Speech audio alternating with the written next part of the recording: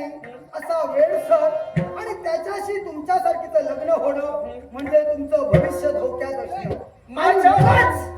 अयोध्येचा युवराज या नात्यानं माझ्या प्रजेवर अन्याय होऊ नये म्हणून मी हस्तक्षेप केला. काय म्हणणं आहे आपलं? युवराज, आमच्या आयुष्याचा विचार तुम्ही करणार असे नुकत्या तुमच्या मुखातून बाहेर पडली. हो. मग थेट तुम्ही आमच्यापर्यंत का आलात नाही? ही गोष्ट आम्हाला विचारली असती. आमच्या मनाविरुद्ध घडतं की आमच्या मनाप्रमाणे घडतं हे या गोष्टीचा विचारपूस तुम्ही आमच्या समेत करू शकला असता. तुम्ही ज्या अर्थी त्यांना घालवण्याचा प्रयत्न केला, ज्या अर्थी माझ्या लग्नात विघ्न निर्माण करण्याचा प्रयत्न केला, याचा अर्थ एकच, काहीतरी तुमचा स्वार्थ दिसतोय. स्वार्थ कळेल कोणता? पहिल्यांदा तुमचा गुंता सोडवितोय. सोडवा. तुम्ही म्हणताय हा?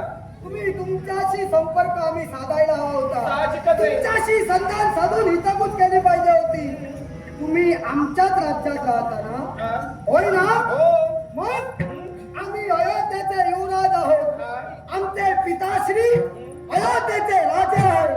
अर्थात तुम्ही अशा प्रकारे लग्न करताय हे आम्हाला आधी कळविला होता नाही ना? संबंध आमच्या राज्यात राहता म्हणून आम्ही काय आपलं झालं? पोषण करतो.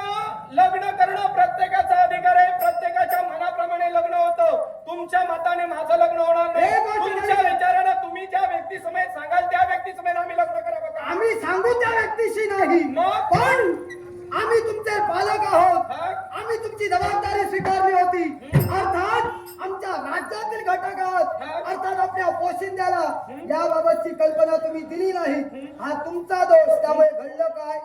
आम्ही आलो, आमच्या डोळ्यांनी परिस्थिती पाहिली आणि परिस्थिती पाहिल्यानंतर आम्हाला जे उचित करायचं होतं ते आम्ही केलं. वेळ टळून गेली असती, तुम्ही वरमाला आणि त्यांनी वरमाला तुमच्या कंठी घातली असती. लक्षात ठेवा, तुमचं भविष्य अंधारात केलं असतं म्हणून वेळच्या वेळी लग्न थांबवलं आणि तुमचं कल्याण केलं असं समजा. युवराज, हे कल्याण नव्हे. काय? माझ्या जीवनाचा उद्ध्वस्त तुम्ही करण्यासाठी माझं जीवन तत्पर झालात. कारण या गोष्टीची कल्पना तुम्हाला केव्हा झाली? माझं लग्न ठरलंय, माझं लग्न होतंय. आम्हाला आधी माहित नव्हतं. आता आलोच बघितलं तेव्हा त्यावेळी तुम्हाला कळलं. हो. मग लग्नाच्या मुहूर्तावर लग्न झालं नसेल ते लग्नाला किंमत आहे का? तो विवाह इथं विस्कळीत झाला तुमच्यामुळे. का विश्वास? मला सांगा, मुहूर्त किती? एका दिवसात 30 मुहूर्त. एक गेला बरेच 29 शिल्लक आहे. एखादा बघूया, तुला कोणीतरी उचित स्थळ आलं त्याच्याशी लग्न करूया. काय म्हणणं आहे तुझं? माझ्या मताप्रमाणे ते लग्न होणार नाही. हो. 29 मुहूर्त शिल्लक राहिले आणि ते शुभ आहेत असं तुम्हाला कोणी सांगितलं? त्याच्यात बरेच शुभ आहेत, सारे अशुभ आहेत असं तुम्हाला नाही सांगितलं. असं तुम्ही सांगू शकता का? काय ते? मग त्याच वेळी हाच मुहूर्त शोधून शुभ किती आणि अशुभ हाच किती? मुहूर्त शुभ होता म्हणून या शुभ मुहूर्तावर माझं लग्न ठरलं. एक गोष्ट या लक्षात गोष्टीची ठेवा. तुम्हाला कल्पना नाही. तुम्ही मुहूर्त शोधिलात, हा? कदाचित एकाकडे शोधिला असाल. आपण 4 जणांकडे शोधूया. वा. 29तले सर्वच अशुभ नसणार. कारण आम्ही युवराज आहोत, आम्हाला माहित आहे हा? या विश्वात किती शुभ आणि किती अशुभ. तेव्हा काय? आम्ही शुभ मुहूर्त शोधू आणि तुम्हाला उचित वर बघू आणि लग्न करू. ते मला मान्य नाही. काय? मला याच व्यक्ती समेत लग्न करायचंय. हे तुम्हाला मान्य करावं लागेल. ती गेली, ती शोधून घेऊन गेली. या.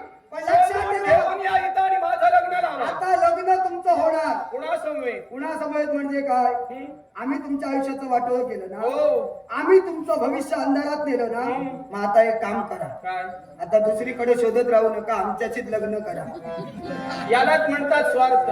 आता झाला स्वार्थ झाला माझा. आता नाही. अरे तू म्हणालीस आमच्यामुळे सर्व झालं. याच्या पूर्वी तोच स्वार्थ तुमच्या मनात होता म्हणून या लग्नात विघ्न निर्माण केला असं जर तुम्ही समजा- असा माझा आरोप आहे मग तुमच्यावर. आरोप तुमचा असेल, आरोप स्वीकारला, त्याच्याबरोबर तुलाही स्वीकारली.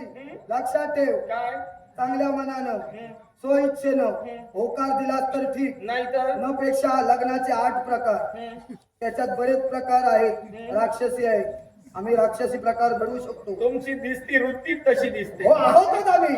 याला तुमचं कारण वागणं आहे, तसं दिसतंय. याला कारण आहे. बोलणं तसं दिसतंय. आमचं मन आहे. सांगण्याची गरज नाही. आणि आमच्या राक्षसी वृत्ती. मनाप्रमाणे तुम्ही म्हणत असाल काय? तुमच्यावर अन्याय आमच्यामुळे झाला, तर या केवळ घडलेल्या कृत्याची परिणिती म्हणून काय? आम्ही तुमच्याशी लग्न करायला तयार झालो. काय चुकलं आमचं? आमच्यात काय वाईट आहे? तुमच्यात वाईट आहे असं तुम्ही म्हणू नका. गजानन तुम्ही महाराजांचा म्हणण्यात राजवैभव आहे. मला- एक युवराज आहे अयोध्येचा. हो. लग्न कर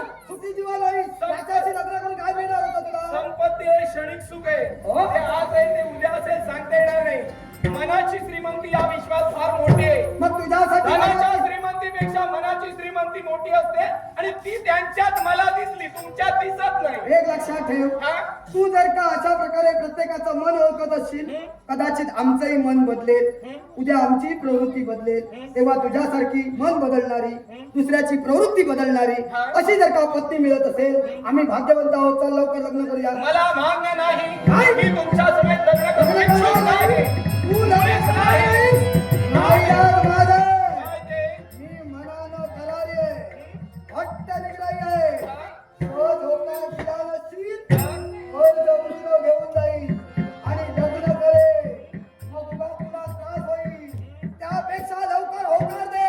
तो सुखाचा संसार होऊ शकत नाही. एकाच्या विचाराने केव्हा लग्न होत नाही, दोघांची संमती असावी लागते. दोघांचे विचार पटावे लागतात, दोघांची मनं जुळावी लागतात.